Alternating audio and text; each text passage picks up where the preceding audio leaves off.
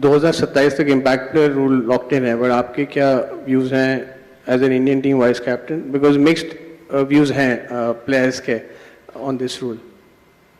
नहीं, मैं तो मतलब मुझे तो ये रूल मुझे अच्छा नहीं लगता है ऑब्वियसली, क्योंकि because of I am allrounder and उसके वजह से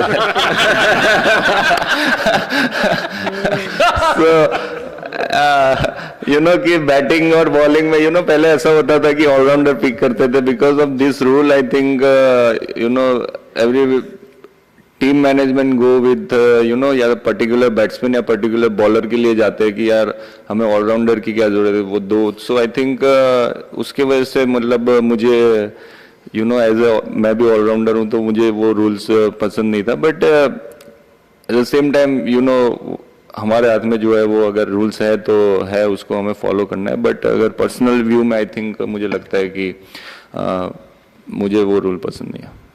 अक्षर, उसी का कंटिन्यूशन है, जैसे कि आपकी बैटिंग के बारे में बहुत बात होती है लास्ट 2 साल में आपने बैटिंग में इतना अच्छा किया है.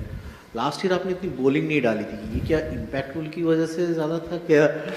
नहीं, इम्पैक्ट की वजह से नहीं था. वो चैंपियंस ट्रॉफी के बाद आई थिंक चैंपियंस ट्रॉफी उससे पहले ही था. चैंपियंस ट्रॉफी में मेरा स्पिनिंग फिंगर कट हो गया था. सो उसके वजह से मैं जब वापस बॉलिंग कंटिन्यू कर रहा था तो वो अगेन बॉल की सीम की वजह से वो और कट होते ही जा रहा था एंड वो थोड़ा डीप कट हो गया था. तो उसके वजह से मैं वो प्रेशर नहीं दे पा रहा था बॉल पे, वो रोटेशन नहीं मिल पा रहा था. तो उसकी वजह से मैं बॉलिंग कम डाल रहा था.